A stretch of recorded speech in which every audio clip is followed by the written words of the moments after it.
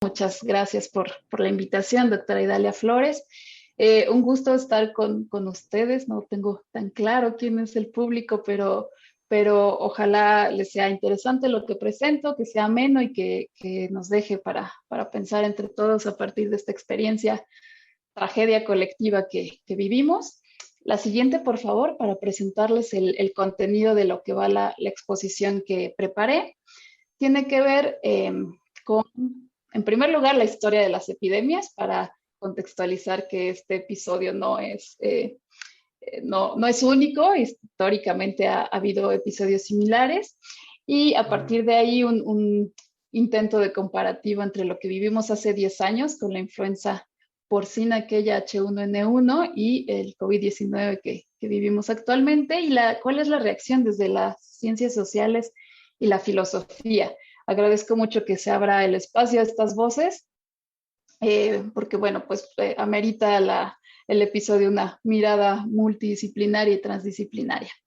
Hablo también del riesgo y la burocracia, y cierro con riesgo en la industria, para pensar cómo los conceptos de riesgo que vamos a ir viendo desde la sociología del riesgo pues aplican en diferentes ámbitos y nuestras diferentes rutinas de vida, nos dediquemos a la industria o seamos consumidores de los productos finales que se fabrican. La siguiente, por favor. Entonces, bueno, inicio trayendo a cuento que hay varios episodios similares. Hay que invocar a la historia. Y las pandemias están muy documentadas por la historia y por la ciencia, y por la historia de la ciencia. Estos son algunos ejemplos interesantes desde la divulgación científica, por ejemplo, que hacen las Mandarax, es un podcast que a lo mejor conocen, y hay muchas otras enfoques también desde la historia principalmente. Entonces, bueno, acá estos dos recordatorios que las historias, que las pandemias se viven en la historia, y quizás las condiciones históricas sí sean únicas y especiales. Y yo resaltaría, sí, en tanto urbanista, que la concentración de población en ciudades. Eso nunca antes se había visto en esta magnitud, y la mediatización y difusión de interpretaciones sobre lo que está pasando. Y una buena noticia, pues las condiciones históricas para el desarrollo de la vacuna de esta manera tan acelerada. La siguiente, por favor.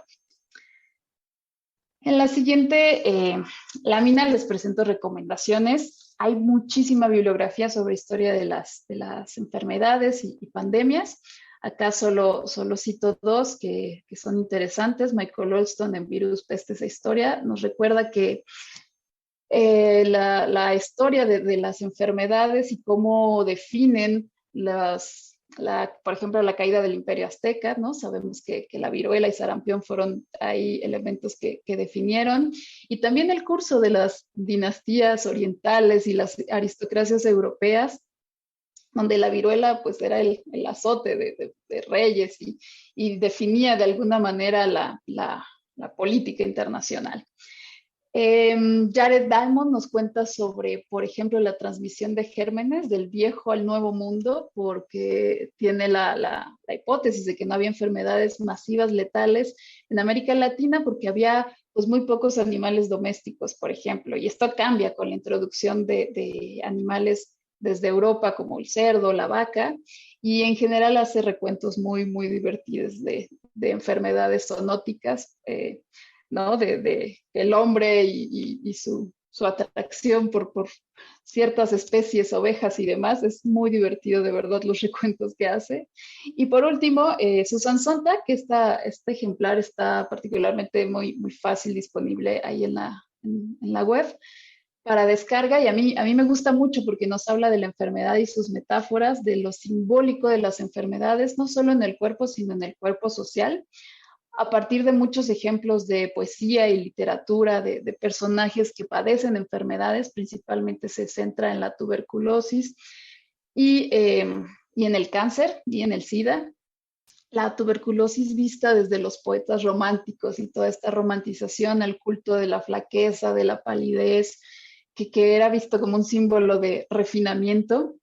Y por otro lado, por ejemplo, la idea del cáncer que tenemos como resultado de de un sentimiento reprimido o esta carga negativa, ¿no? De que es una maldición y ambas son vistas como justamente patologías de la energía, ¿no? Como si fuese una suerte de voluntad. Por ahí dice la tuberculosis era la falta de fuerza vital, ¿no? Entonces, bueno, pues eleva ya discusiones filosóficas y lo aterrizan en prejuicios y estereotipos, ¿no? Por ejemplo, en torno al SIDA.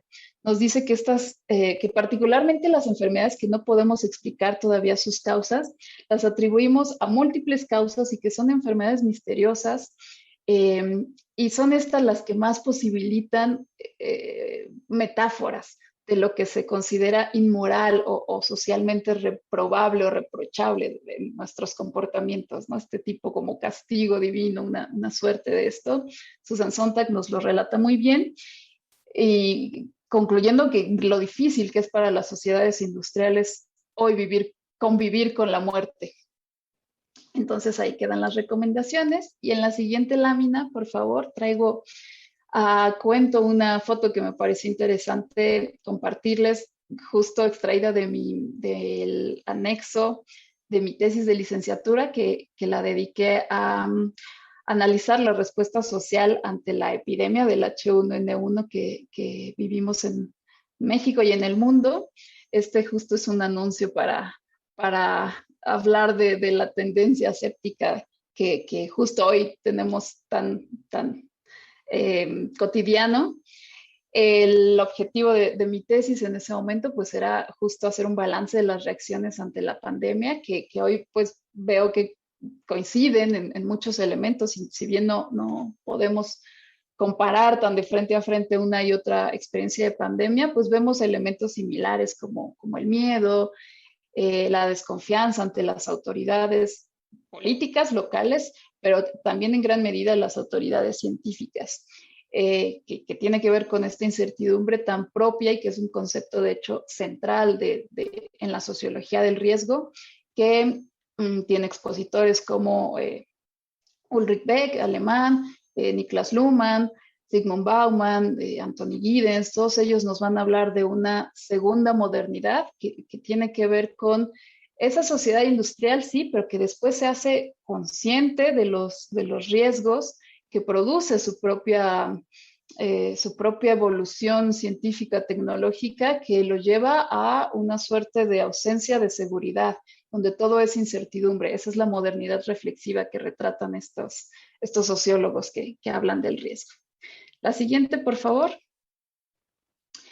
Bueno, acá un gráfico que nos recordará a la epidemia del 2009. Fue un jueves, 23 de abril del 2009, en que el secretario de Salud en ese entonces, José Ángel Córdoba, anunciaba en cadena nacional la aparición de este nuevo virus de influenza en nuestro país. Nosotros fuimos el Wuhan hace 10 años. Y con ello se daba iniciaba la jornada de alerta epidemiológica que, así como hoy, incluía cierres de museos, teatros, bares, restaurantes y cancelaciones de todo, de conciertos, de misas, de clases. Pero recordaremos que esto solo duró algunas semanas. Y justo la gráfica lo que quiero compartir es que todo eso pasaba en marzo, por ahí estarán viendo donde tiene más letreros de suspensión de actividades, de la alerta, fue en la primera ola. Ya cuando fue la ola más grande, el pico más grande de contagios y de funciones, en realidad ya se había bajado la guardia y ya la noticia no sonaba tanto. Entonces, bueno, esto queda como lección. Claro, no se compara la duración ahora de esta pandemia, pero eso fue a mí lo que más me llamó la atención, de cómo ya para entonces, cuando había mucho más riesgo, ya no se movilizaba la noticia en el espacio público. Y por otro lado, quería hablar de la guerra de las cifras. Por ejemplo, estos son datos del INDRE, el Instituto de Diagnóstico y Referencia Epidemiológicos de México, que si comparamos con datos de la Organización Mundial de la Salud, nada tienen que ver y hay esta discrepancia de cifras. Podemos imaginarnos, sí, por diferentes metodologías y también por las capacidades institucionales diferenciadas para el registro de contagios y de funciones. Yo lo que lo quiero llevar es a algo más estructural, que hay una crisis de legitimidad de las autoridades científicas que a su vez nos hablan de una crisis política. cuando no hay recursos para el desarrollo de la ciencia, cuando no hay recursos para la cobertura de salud, etcétera. Hay un giro educativo también, creo que nunca antes habíamos estado expuestos a tantas gráficas y mapas y términos que son la expresión del riesgo en el tiempo, cuando vemos estas cronologías, por ejemplo, esta gráfica va en el tiempo, o en el espacio, cuando vemos los mapas o los gráficos por estado, por ciudades. Creo que algo hemos aprendido a un muy alto precio, desgraciadamente, durante esta pandemia, y hay esta mayor sensibilidad con mapas, gráficas, términos médicos, ¿cierto? Los conceptos de morbilidad, de inmunidad, de cómo funcionan las vacunas, es pues también parte del saldo de esto. La siguiente, por favor.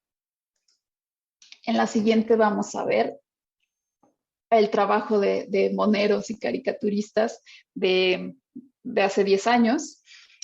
Y esto tiene que ver con algo que Anthony Giddens, sociólogo, denomina, él hace una tipología de perfiles, de actitudes que como sociedad tenemos frente al riesgo.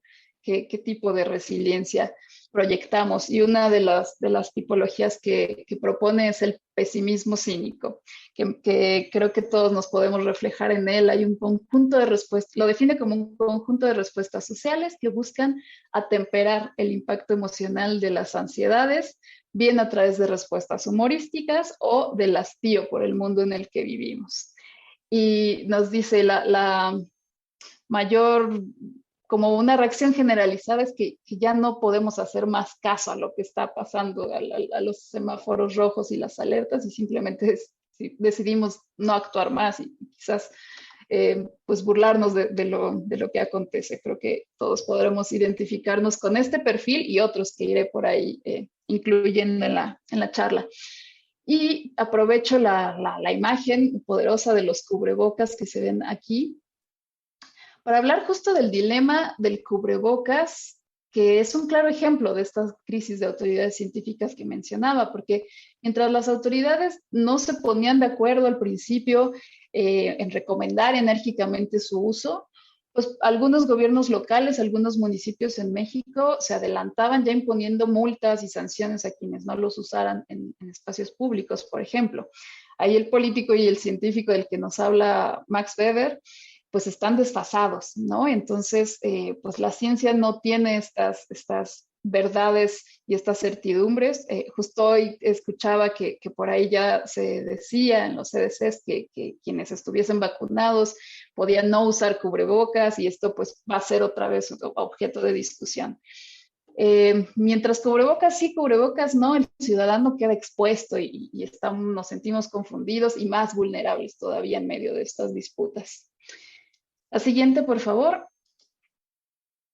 Acá vemos una foto de nuestro expresidente Felipe Calderón con cubrebocas de papada y comiendo carnitas, porque había como manera de demostrar que no estaba contaminada con el virus, porque hubo todo este veto a la compra de carne de cerdo, porque el caso cero de la influenza llamada porcina justamente fue en La Gloria, Veracruz, en una comunidad cercana a las granjas Carroll de industria porcina. Esto pues desató imaginarios racializantes. Por un lado, en México nos tocó enfrentar estas enemistades diplomáticas, cierres de fronteras dirigidas particularmente a mexicanos. Tengo una colección de notas de cómo, pues de todas estas expresiones discriminatorias hacia los mexicanos y hacia los puerquitos, que creo que hoy podemos hacer el empate del puerco al murciélago. La siguiente, por favor. Si pensamos en el origen de esta nueva pandemia, ¿no? Que pues el mito es que hubo un chino que comió una sopa de murciélago, cosa que pues nunca podremos confirmar, pero lo cierto es que construimos narrativas para dar sentido a lo que está pasando, y esas narrativas invocan quizás viejos prejuicios o racismos, y es socialmente explicable que se busquen chivos expiatorios para descargar culpas de lo que está sucediendo.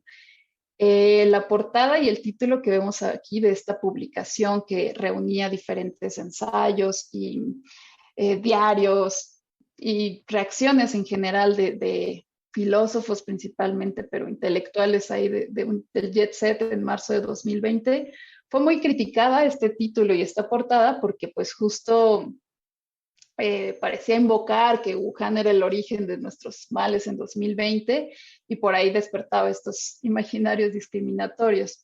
Fue criticada también la publicación por la suerte de oportunismo con la que se publicó, está en línea para descarga gratuita, y la premura de esta publicación, cómo los filósofos reaccionaron, de alguna manera jalaban agua a su molino, sus propias teorías que encajaban con esta crisis y sus proyecciones. Pongo también la portada de Zizek porque se mostraba muy optimista. ¿Cómo olvidar cómo hace un año era este optimismo de una inminente superación del capitalismo y cómo la crisis nos iba a llevar a otro estado de las cosas? Y bueno, un año después podemos tener un balance distinto. La siguiente, por favor. Varias fueron los que soltaron la pluma con esta coyuntura, lo cual era totalmente natural. Nos alocó el discurso que ya traíamos. Y muchos quisimos compartir nuestras crónicas desde el encierro y nuestras reflexiones. Todos tuvimos las reflexiones, ya sea desde la introspección, desde el valor de nuestras relaciones cercanas, la distribución de mis espacios íntimos donde paso tanto tiempo, de lo realmente significativo, del quién soy, a dónde voy. Bueno, creo que tuvimos estas reflexiones desde el individual, pero también desde lo colectivo, ¿cierto? Las críticas estructurales a la sociedad de consumo y a esta sociedad desigual que se evidenciaba más y más con estos efectos de la pandemia. Entonces, bueno, la coyuntura despertó estas curiosidades intelectuales y pues desde la sociología en mi persona también. Ya les compartiré algunos de las ideas centrales de artículos que tuve la oportunidad de publicar. Pero antes de eso, la siguiente, por favor. Antes de eso, este término que aceptó la RAE, la Real Academia de la Lengua Española, en marzo de 2020, ya como un anglicismo, define covidiota como persona que se niega a cumplir las normas sanitarias dictadas para evitar el contagio de la COVID. Bueno, este término que me gusta lo que describe, pero no me gusta la carga del insulto, ¿no? Tiene esta superioridad moral, ¿no? De tú sí eres eso que yo no soy. Y hay un prejuicio clasista de pronto, hay una denostación, ¿no?, del marco valorativo de quien actúa con esta falta de empatía, de desacatar las normas, pero mi provocación es qué tal que más allá de definirlos con un insulto, además, intentamos entender por qué. Distinguir quienes no quieren por convicción estas normas de quienes no pueden. Por condiciones materiales, también cumplir con estas normas. Eso también es importante porque, como ya hemos visto, pues las condiciones materiales, el tener que salir a trabajar día a día, pues también implicó mucha de la desigualdad ante nuestra reacción a esta pandemia. La siguiente, por favor. ¿Para qué entender a quienes así se denominan a los covidiotas, o acá en este artículo lo titulo del quédate en casa al no hago caso? ¿Para qué entender a quienes no hacen caso? Para hacerles cambiar de opinión, justo por su importancia para todos, para la salud pública. Y en contraste aquí con la máxima del feminismo, por ejemplo, de mi cuerpo es mío, yo decido, pues acá no aplica, lo cual da miedo porque nos habla del control del Estado sobre nuestros cuerpos, sí, pero es importante distinguir que lo que decidas con tu cuerpo, pues es trascendente para otros cuerpos.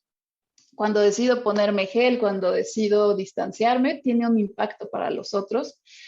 Y pues sí, es verdad que la situación posibilitó un cada vez mayor control estatal sobre los cuerpos. Hay muchísimo debate desde la biopolítica. Muchas de las publicaciones que antes compartía las fotos hablan de esto mismo, de los autoritarismos y demás. Para quienes no estén familiarizados con la sociología, solo quedarse en mente que la pregunta sociológica por excelencia es ¿por qué alguien actúa como actúa? y no actúa de otra manera. Si lo piensan, de bote pronto, posibles respuestas en lo que tomo agua. Para responder esto, uno diría que pues hay que irse al contexto en que creció, en las condiciones que tuvo y que tiene, las oportunidades. Por eso nos basamos en tanta estadística, ¿no? ¿Qué condiciones tuvo? ¿Cuál es el nivel de escolaridad? ¿Cuál es no sé, los índices delictivos en la ciudad donde crece alguien? Esto, este abanico de condiciones, de alguna manera, no solo justifica los actos, sino que también los explica, o al menos eso creemos los sociólogos. Y quedarse eso en mente, por eso importa entender los marcos valorativos y las condiciones contextuales y normas sociales desde los que alguien decide actuar como actúa, así sea desatendiendo las normas sanitarias. ¿Y para qué? Pues la siguiente, por favor, para intentar proyectar, diseñar campañas, mejores campañas de salud pública, campañas de comunicación social. No tengo hoy las respuestas de por qué alguien no actúa como actúa, pero justo quiero señalar la pertinencia de hacer estudios desde las ciencias sociales para dirigir mejor esto, orientada particularmente a estos reticentes. Como verán aquí, traigo ejemplos de diferentes ciudades y de diferentes momentos. El de la influenza desde hace 10 años, justo veíamos este tipo de propaganda pegada en los Pumabús y en diferentes espacios de del campus, los campus. La influenza no es cuento, ¿no? Justo iba dirigida a esta reticencia a creer, así como esta de el coronavirus es real, tómalo en serio. Entonces, pues sí, primero hay que conocer qué discursos son los más populares para ir sobre eso y de eso sirve un poco la sociología. Y vemos diferentes campañas, ¿no? De una imagen mucho más infantilizada, pero incluyente, a unas más severas, más drásticas en el discurso. Bueno, pensemos en ustedes mismos, en qué tipo de mensajes les han sido más directos, con cuál se han quedado más. Eso quería decir. La siguiente, por favor, y ahora sí entrar más a la sociología del riesgo, con esta imagen que es fotaza que encontré en línea, no sé, pero esta imagen retrata una de las características de los riesgos contemporáneos, su invisibilidad, contrastando que aquí nos ponen un virus, ¿cierto? Lo vemos, esa forma esférica verde con protuberancias. Es una representación de lo que se observa en un laboratorio, retomada por unos diseñadores gráficos que la ponen en una estampita en un objeto muy particular. Podremos estar de acuerdo en que el contagio es un proceso que no vemos, por más que haya estas representaciones de monitos que escupen y que haya la saliva conductora del virus, quizás así lo podemos dimensionar mejor, pero ciertamente pues una enfermedad es visible más bien en los síntomas, ¿no? En la palidez, en los mocos, el vómito y demás. Pero y los asintomáticos, por ejemplo, y el contagio, o sea, es algo que no vemos. Pensemos ahora en de qué forma sí vemos el virus. Un riesgo es evidente, dicen los clásicos de la sociología del riesgo, solo en sus consecuencias, que en este caso pues son contagios y defunciones. Y de ahí que la manera más común de visualizarlo, ya adelantaba, sean estos formatos de gráficas y mapas que representan cómo se expande el contagio sobre el territorio. Aquí, ¿no? El ingrediente territorial es importante para materializarlo. Para reconocer entonces los riesgos como tales y referirlos como centro de nuestra acción, me pongo gel o no me pongo, es necesario creer en las relaciones invisibles de causalidad que nos dice la ciencia, ¿no? Exposición es igual a contagio, igual a, no sé, a consecuencias fatales. Y en estas relaciones causales y en ciertas proyecciones especulativas que nos ofrece la ciencia, pues esta no siempre es contundente en sus conclusiones. Y entonces queda para los representantes de la ciencia la heroica tarea de producir verdades irrefutables y convencernos a quienes no somos expertos desde un lenguaje sencillo y además simpático.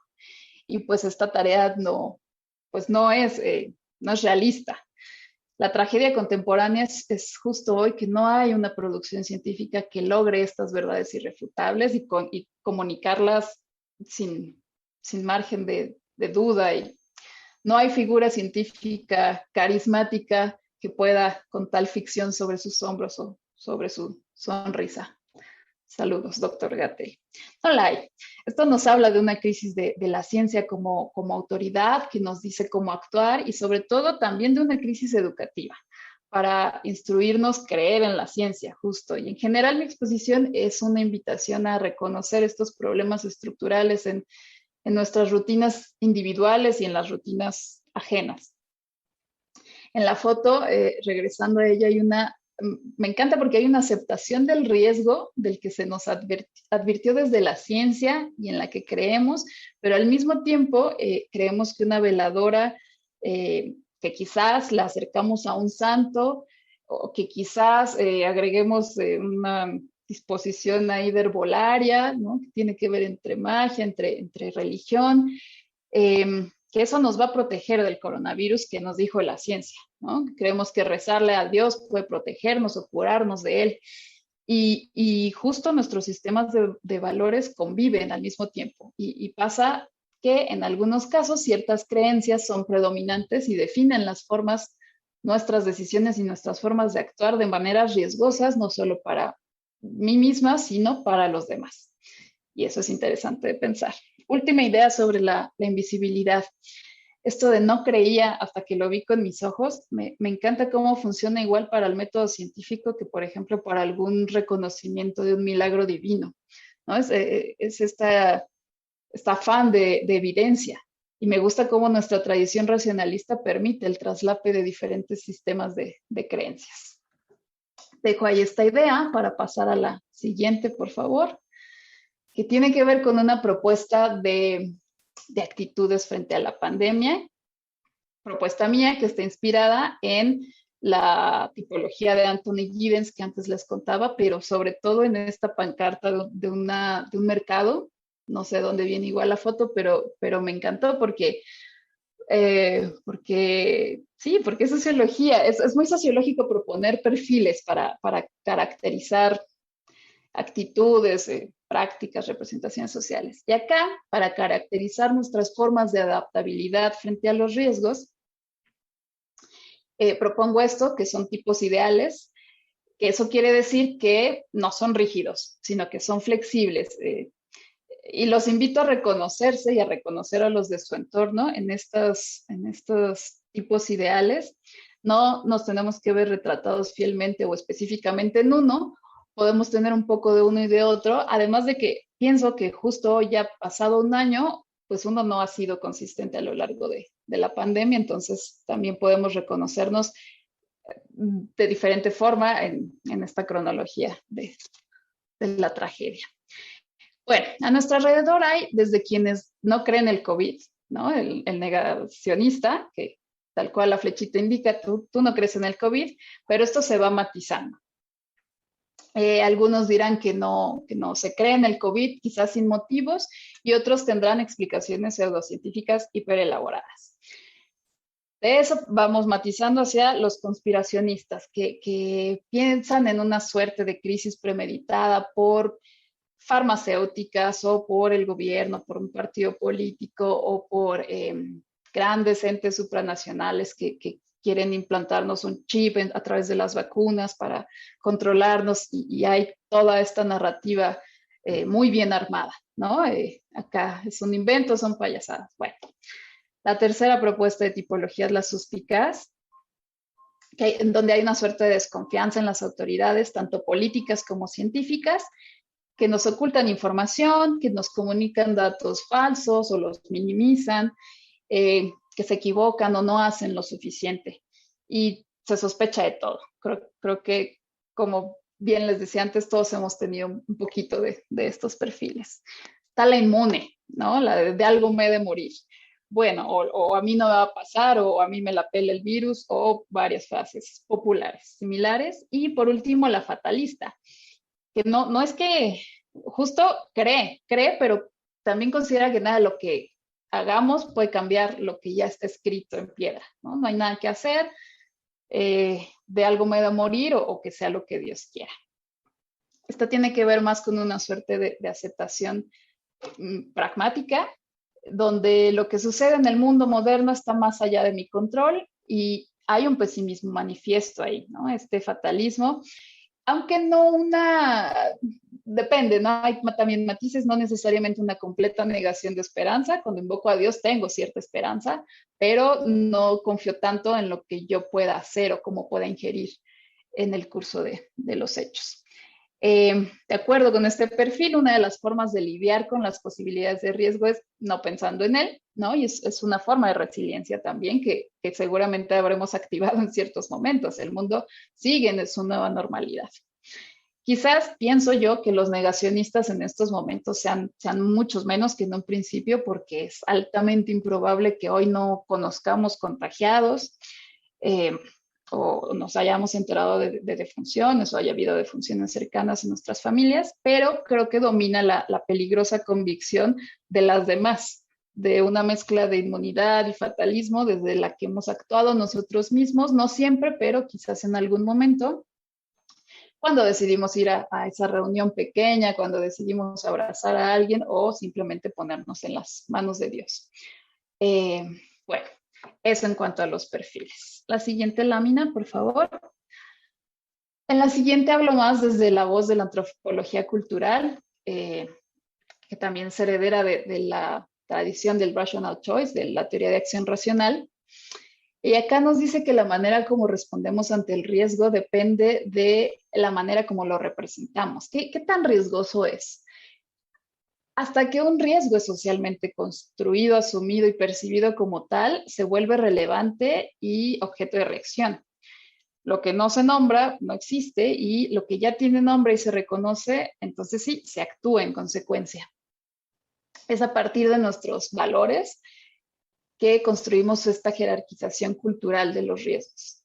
Y esto importa en la relación entre riesgo, decisión y acción que vengo trabajando en esta exposición. Todo espacio de decisión, sabemos, implica riesgos, desde los que se decide reconocer, aceptar y difundir una idea sobre el riesgo, hasta también lo que se decide invisibilizar. De acuerdo con nuestros valores, decidimos aquellos riesgos en los cuales nos preocupamos y aquellos de los que nos decidimos olvidar, no solo como individuos, sino como sociedad. Y por ahí los riesgos por los que más nos preocupamos pueden no ser siempre los que más nos dañan. Ahí la paradoja. Acá pongo dos ejemplos. Uno es un artículo que encontré de una publicación en Toronto.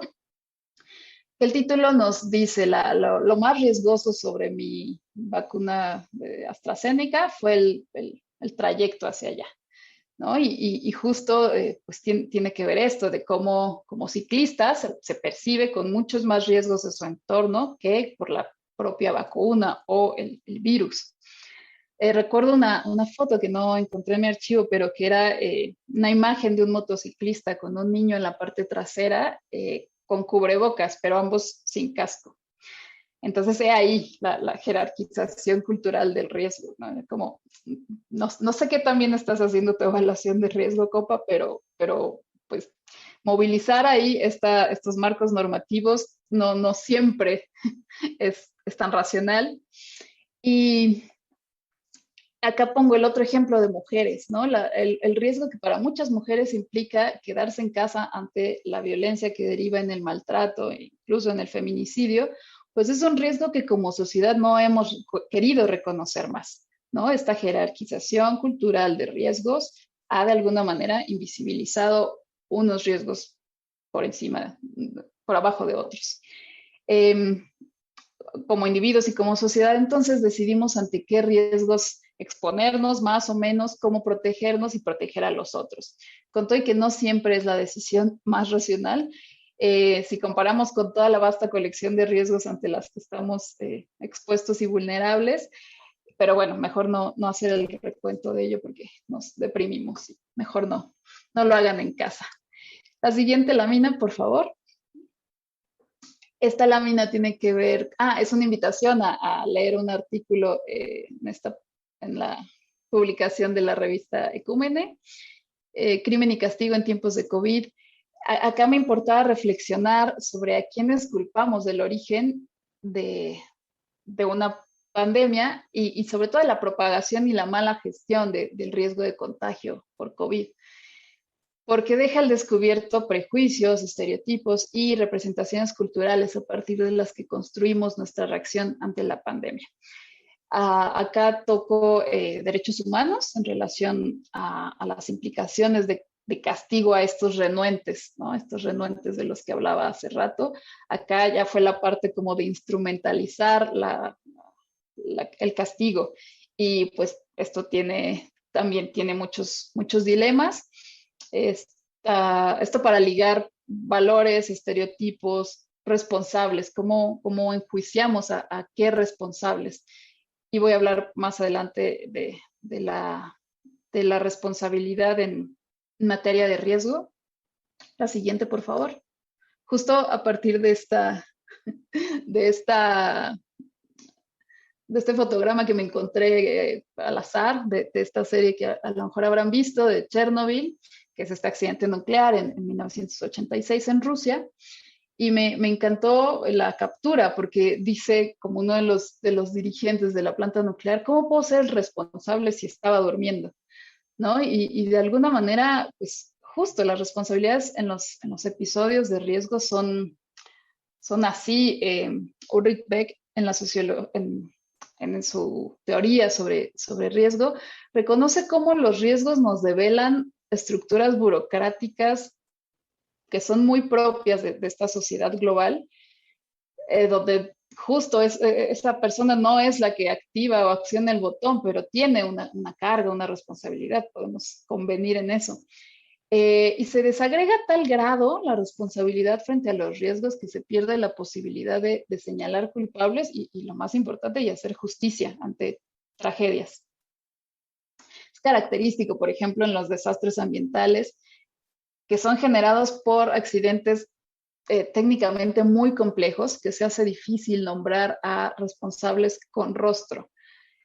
Piensen en sus propias industrias. Ahorita seguiré con el tema. Y dice Beck, la sociedad entonces se vuelve un laboratorio sin que haya alguien directamente responsable de los resultados del laboratorio. La política del riesgo se parece a la ley de nadie, dice la pensadora Hannah Arendt, y esta política de nadie, dice, es la más tiránica de todas por las formas de poder, porque en esas circunstancias no se puede de pronto responsabilizar a nadie. Y en el caso de los riesgos, de repente se desenmascara a las burocracias, expresado en esta imagen de Scooby-Doo, donde desenmascaran a alguien que personifica autoridad, se desenmascara a las burocracias y el público, alarmado, los amiguitos de Scooby-Doo en este caso, se dan cuenta de que lo que realmente son estas burocracias son formas de irresponsabilidad organizada y muy caras, además. Ahí la analogía, pero bueno, en realidad resulta bastante triste y despierta todo el enojo. Podremos, la siguiente, por favor, podemos traer a cuento la reciente tragedia en Ciudad de México. Y traigo este titular que justo tiene que ver con ese deslinde, ¿no? La empresa alemana aclaró que no es responsable de la estructura colapsada de la línea 12 del metro, ya que no tuvo ninguna participación en la construcción ni supervisión. Antes de seguir con esta idea, voy a retomar como el riesgo en la industria y por ejemplo, la industria o el servicio pionero en tener conciencia sobre el riesgo, que son las aseguradoras marítimas desde fines de la Edad Media, nos cuenta Niklas Luhmann, y cómo esto influye en la constitución del derecho comercial marítimo, por ejemplo, en que ya se habla de nociones de control de riesgo. Ya había que nombrar encargados específicos para hacer reparaciones en caso de riesgo, ya había que agregar cláusulas con condiciones, ¿no? Los IF. Y entiendo que además hay toda una ingeniería del riesgo hoy día que se ocupa justo por un lado de minimizar los riesgos para los trabajadores, por otro de minimizar los riesgos para los usuarios de un producto final y también hay toda esta parte de normas y protocolos para minimizar riesgos en en el entorno en donde se fabrica. Idealmente lo hay, ¿no? El control de ruidos, de radiaciones, la gestión de residuos, el manejo de materiales o residuos peligrosos, etcétera, etcétera. Hay como estos tres campos donde, ¿no? que veo el riesgo en cualquier industria. ¿Dónde se fabrica? ¿Qué se fabrica y a qué más nos va a dar? Y las consecuencias en el ambiente de lo que estoy fabricando. Ya decía hace un rato el ejemplo de la industria porcina y las condiciones inhumanas y deplorables en las que las comunidades de alrededor se encontraban, ¿no? Principalmente por la contaminación de las aguas y los olores tan fétidos. Podemos poner en entredicho el cumplimiento de todas estas normas de seguridad, pero bueno, lo cierto es que hay estándares consensuados y en que se aplica el principio precautorio, ¿no? Ante la duda, mejor no o mejor menos, porque hay umbrales también estandarizados. Y aún con los esfuerzos de estandarización y de certificación, pues hay riesgos y hay tragedias. Con todo y que las industrias, ya sea como clústeres, son más fuertes y van aprendiendo y van evolucionando y se van sofisticando cada vez más, pues el grado de especialización es tal que se diluyen las responsabilidades. Y acá sí regreso al ejemplo de la línea 12, porque sigue seguramente un peritaje donde va a seguir todo un carnaval de yo no fui, que hay que ir regresando a descomponer estos niveles de responsabilidad. Cuando se cae un avión, cuando la Toyota no frena o cuando el Samsung explota, que estoy hablando de productos en las manos del usuario final, igual hablamos de responsabilidad de la industria, ¿no? Y cómo piensan ustedes en sus protocolos, no es mi campo, pero cómo son las investigaciones y los peritajes de a quién denunciar como el culpable y cómo se difumina tanto precisamente por la propia especialización de la técnica, ¿no? Con la globalización de los proveedores. Es decir, es difícil, ¿no? Rastrearlo. Para Beck, en la sociedad del riesgo emerge en este momento en que los peligros producidos socialmente sobrepasan nuestras expectativas de seguridad. He ahí la paradoja. La sociedad del riesgo, dice, es la sociedad desprovista de seguridad y justo hay una contradicción grave entre todas las promesas de racionalidad de la técnica, de la ciencia y las formas muy limitadas de control. Por último, por favor, la lámina de cierre.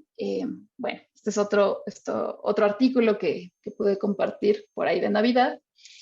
Para cerrar diciendo que pues nuestra reacción a la pandemia es hoy tanto una rutina como un ejercicio filosófico, cultural fuerte, cargado de ética, ¿no? Donde si me cuido yo, cuido a otros, este eslogan que operativamente pues podemos creer en él cuando decido quedarme en casa, si decido usar bien o no el cubrebocas, si decido vacunarme o no, si decido ir a vacunarme a Estados Unidos o no, si decido preferir una vacuna de una nacionalidad o no.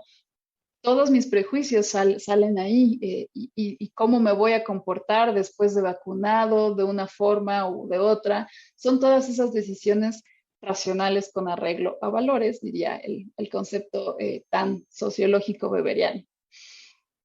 Todo cuanto hago yo para ser menos vulnerable es un ejercicio que me da sentido y me da sentido justo por todo mi marco cultural a partir del que decido. Pensemos entonces en nuestros recorridos para actuar como actuamos, no solo en cuanto a la pandemia, sino en los riesgos que nos rodean, que era lo que quería comunicar, pues vivimos en la sociedad del riesgo y hay un montón y nos decidimos invisibilizar y por otros sí decidimos actuar en nuestras rutinas, pero también en sus puestos de trabajo, ¿no? Ya sea desde la política pública o desde la fabricación de un producto y todas las implicaciones de riesgo que tiene. ¿Cómo decidimos actuar? ¿Cómo decidimos hacerlo prudente? Y pensemos en aquello que nos aleja de hacerlo prudente. Pensemos en nuestras propias desconfianzas, ignorancias, miedo e incertidumbre y ante qué exactamente tengo esas desconfianzas, miedos e incertidumbres, porque todos experimentamos todo lo anterior El tema aquí es en qué medida y qué tan riesgoso es mi actuar para mí y para mi entorno. Muchas gracias por escuchar y quedo atenta a las preguntas. Muchísimas gracias, Lidia. Muy, muy interesante. Un tema nuevo para los que estamos en ingeniería sobre la sociología del riesgo, porque si bien acá también hacemos estudios de riesgo, es de otra perspectiva. Y efectivamente, esto es muy enriquecedor. Aquí tenemos ya algunas preguntas de nuestro público. La primera de Gabriel Policroniades, que dice, ¿qué atractor en México consideras el más peligroso y en cuánto tiempo estimas que la resiliencia del sistema supere los impactos sociales o pueda retomar su curso previo? Si me puede, por favor, interpretar un poco la pregunta, porque justo quizás no, no sé, no entiendo por atractor a qué se Yo está tampoco refiriendo. entiendo la pregunta, Si nos que no las puedes pongan. ayudar a reinterpretar por mi parte esto, no sé desde dónde cacharla sinceramente, pero ya me adelanté a la siguiente pregunta. Sí, la siguiente pregunta es de Marisol Romero y dice, muchas gracias por tu excelente exposición. En tu opinión, ¿cómo se podrían incorporar las aportaciones de la sociología del riesgo en la gestión social y gubernamental de la pandemia actual? Muchas gracias por la pregunta. Creo que justo, por un lado, la sociología del riesgo lo que hace es caracterizar el riesgo, ¿no? Algo que quizás no nos habíamos detenido en pensar. Y eso importa porque hay riesgos, como quise transmitir, en todos los aspectos de la vida cotidiana y de cualquiera que sea nuestro quehacer, ¿no? Ya decía yo en política pública porque me es más familiar, en la gestión social y gubernamental en general hay riesgos y justo ahí creo que lo que nos ayuda justo a reelaborar estos esquemas de responsabilidad, ¿no? Ya decía yo, la modernidad reflexiva, dicen los teóricos, es aquella donde somos capaces de sí pensar en aquello que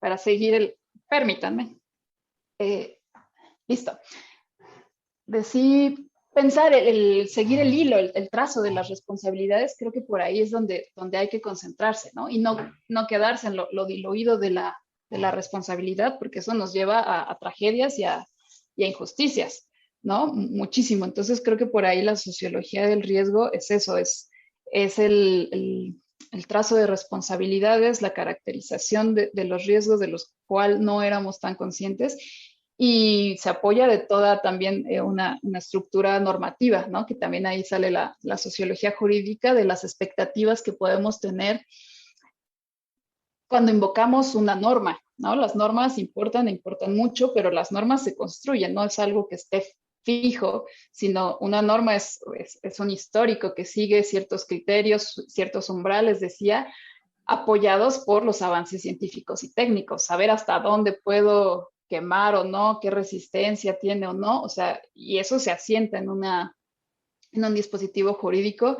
Entonces, eso también importa y de eso también por ahí algo hablan los teóricos de la sociología del riesgo, del grado de expectativas y de normas, que justo son las normas las únicas que nos pueden llevar a los castigos de los responsables de los riesgos, que pues en gran medida se está hablando de riesgos ambientales, ¿no? Que son los que más nos achacan por estos tiempos.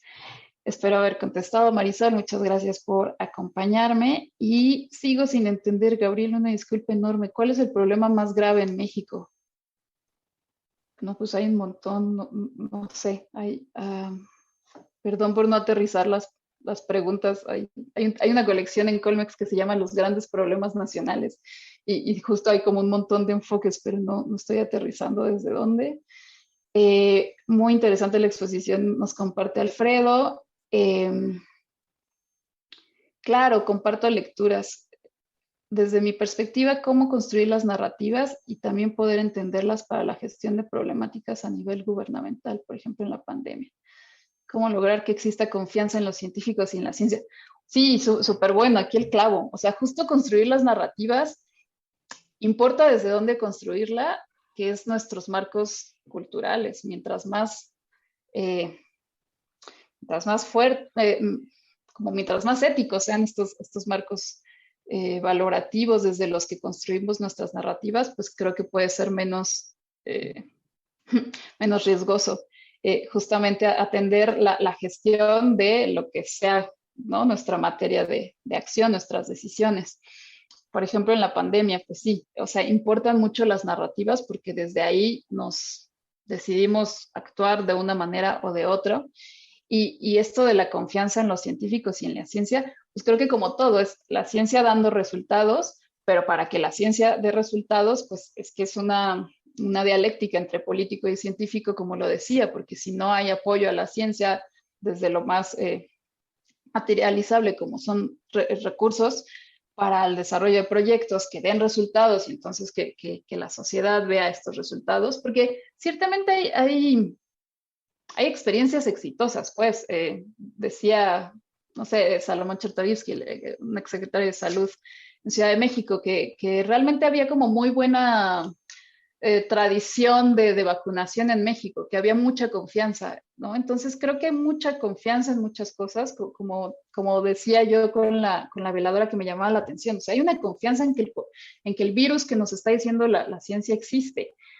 La desconfianza es en cómo vemos gestionar el riesgo y nuestras dudas, pues, son a partir de eso y que nuestras dudas tienen que ver evidentemente con temas de corrupción y de falta de transparencia, que ahí ya regresamos al tema de la gestión social y gubernamental que preguntaba Marisol, ¿no? O sea, si no hay mejores dispositivos de transparencia y rendición de cuentas por parte de los gobiernos, pues no habrá esa confianza, es evidente. Muchas gracias por la pregunta. Me sigo a la de Alejandro. Pero acá hay otra. Ok, Es que en escucho Facebook atenta. hay unas que no. Ah, excelente, escucho atenta. ¿Eh? Ok, en Facebook está de Oroselfia Sánchez. Mm. Pregunta uno, dado que el riesgo es dinámico y constantemente varían tanto las consecuencias como los eventos que lo originan, ¿cuál de las actitudes frente a la pandemia impacta de peor forma en una sociedad cuando la incertidumbre de una circunstancia es más alta?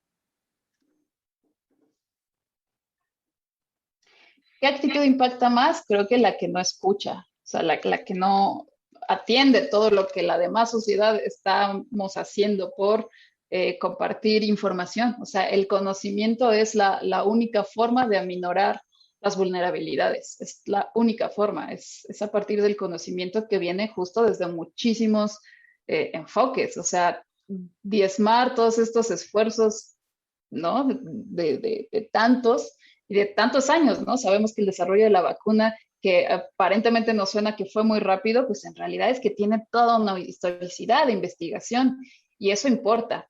Entonces, lo más, el impacto más negativo sería no atender estos balances y lo que ya nos han dicho mucho, hacer una dieta informativa balanceada, ¿no? Y con organismos certificados, pues no solo atender cualquier narrativa ahí, pues decía yo, pseudocientífica o conspiracionista sin fundamentos. Creo que eso sin duda es lo más riesgoso.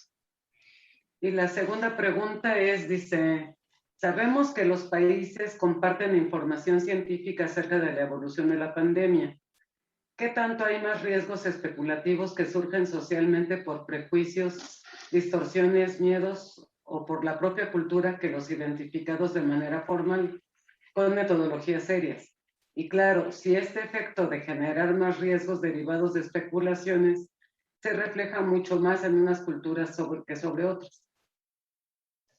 Sí, creo que justo hay muchos riesgos igual derivados de nuestros propios marcos culturales que hay que reconocer. O sea, habremos escuchado muchas noticias de inyectarse no sé qué y de estos remedios caseros, no probados, no científicamente testados. Entonces, eso puede resultar justo muy peligroso, ¿no? Se vale combinar sistemas de creencias como compartía yo, pero también escuchando y siendo receptivo a lo que los resultados científicos nos comparten, pero ciertamente esta crisis, ¿no? De a quién le hago caso si un rato me dicen algunos uno y otros otro, pues eso puede ser lo peligroso, aunque tampoco es necesariamente tan contradictorio lo que nos dicen los discursos científicos válidos, ¿no? Entonces, insisto, es atender, porque sí, pues, todas estas distorsiones, pues sí, pueden dar lugar a consecuencias trágicas, ¿no? Sí, muchas gracias. Ahora sí, la pregunta de Alejandro. Vivido y aprendido. A partir de lo vivido y aprendido de la pandemia de 2009 y de otras pandemias históricas, ¿qué nos espera en cuanto al riesgo pospandemia por COVID? ¿Qué tanto socialmente nos afectará una vez controlada la pandemia? ¿Se aprenderá algo nuevo? Pues yo espero que sí hayamos aprendido muchas cosas nuevas, no poquitas. Ya decía un poco de quizás estas estas sesiones diarias que tenemos de exposición de resultados, creo que nos ha hecho bastante sensibles a los números, a la construcción, ¿no? Cómo se construye ese número y esa gráfica, si las hemos escuchado con atención.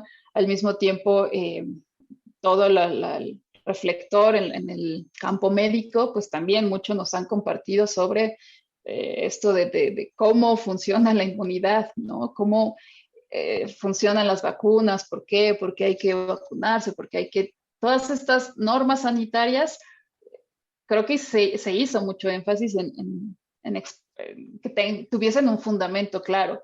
Y creo que ese es el gran aprendizaje. Sí hay aprendizajes, no sé, incluso en las más pequeñas rutinas, esto de estornudar en el codo, no sé si a ustedes les pasó, pero desde el 2009 yo aprendí al menos a estornudar en el codo, ¿no? Y antes no, o esto de dar la mano o tal, quizás se queden, quizás sean rasgos culturales que están ahorita y que se queden, porque si pensamos que la generación de los niños ahorita se les va a hacer normal, quizás no saludar de beso a abrazo, pues quizás se interiorice, puede o no ser un tipo de aprendizaje. Definirlo como aprendizaje, bueno, pues ya también será subjetivo, pero creo que hay muchas cosas que nos quedan, igualmente de otras pandemias, o sea, los episodios de riesgo nos hacen aprender. Creo que uno de los referentes pues más representativos en México de los riesgos, o bueno, es una perspectiva muy centralista, pero el sismo de 1985, ¿no? Y el de hace algunos años, pues nos generó formas de aprendizaje también y formas y redes organizativas, ¿no? Desde la sociedad civil, que eso también es un gran aprendizaje y creo que esta pandemia también lo está sacando a luz. Las formas organizativas locales que tienen que ver con la crisis de salud pública y que tienen que ver desde cómo montar comedores públicos porque evidentemente una crisis de salud pública tiene una crisis económica donde también nos deja lecciones de economías solidarias, de formas de comunicarnos, ¿no? Los unos con los otros más efectivas, etcétera, etcétera. Creo que justo los aprendizajes no solo se quedan en la esfera de la salud, sino en muchas otras, como esta escala de la economía que se me ocurre por ahora. Sí, muchas gracias. Bueno, como hemos visto todos, Lidia tiene artículos escritos sobre el tema. Tiene un libro también del que es coautora, está incluso en el cartel con el que anunciamos esta conferencia, que se llama Ciudad de México, Inercias Urbanísticas y Proceso Constitucional, que fue publicado por el CIDE en 2019. ¿Dónde podríamos conseguir el libro, Lidia? El libro está disponible en formato digital en Amazon, pero físicamente está, me parece, solo disponible en ciertos fondos de cultura económica de la Ciudad de México al menos, no sé más allá pero en formato digital está por ahí.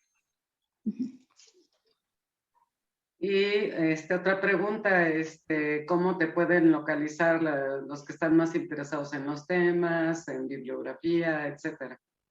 Ah, claro, escribo mi mail en el chat y también, bueno, para los del Facebook también por ahí lo puedo dejar.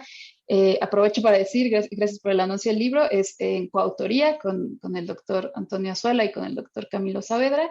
Y bueno, se distancia un poco del tema que nos convoca el día de hoy, pero tiene que ver con las discusiones en torno al proceso constitucional, con el reflector en temas de urbanismo. Por ahí mis capítulos son contribuciones desde un balance de diferentes conflictos en torno a los usos de suelo en la Ciudad de México, y otro capítulo es como un recuento de la institucionalización de la planeación urbana en la Ciudad de México. Entonces, bueno, ahí queda, y dejo mi correo, que es Lidia, así como está escrito en el cartel, Lidia-G de gato, LZ14@hotmail.com. Ahí me pueden localizar para cualquier tipo de duda o consulta hemerográfica o bibliográfica. También mi tesis de licenciatura está disponible para descarga gratuita en el portal de la Biblioteca Central de la UNAM. Ahí está en el repositorio de tesis por si les interesa un poco más de una historia pasada, pero que nos trae lecciones para una experiencia contemporánea. Y de maestría, porque bueno, tienes la maestría en planeación y políticas metropolitanas. Así es, de la UAM, UAM Azcapotzalco. Sí. ¿De ahí también podemos tener acceso a algo o está más complicado, no? Y desconozco si la tesis está disponible, pero en realidad el libro publicado por el CIDE es de alguna manera una versión revisada de mi tesis de maestría. Ah, muy bien. Bueno, pues si ya no hay más preguntas, muchísimas gracias. Muy interesante la conferencia y pues esperamos poder seguir colaborando con este trabajo que tú desarrollas. Por lo pronto, bueno, los invito, próximo viernes, mismo canal, misma hora. La plática va a ser COVID-19, lo que la gente debe saber, por la doctora Carmen Emas Ruth Sánchez. Ella es médico y ella ha estado tratando a gente que se ha contagiado de COVID. Muchísimas gracias nuevamente, Lidia. Gracias a todos. Y compartan, por favor, nuestro ciclo de conferencias. Terminamos con las conferencias este mes de mayo. Junio tendremos una mesa redonda con los conferencistas que tengan disponibilidad para poder acompañarnos con esta mesa redonda. Y bueno, gracias a todos. Muchas gracias, Lidia. Muchas gracias, doctora, y muchas gracias a quienes se conectaron. Gracias, hasta luego. Hasta luego.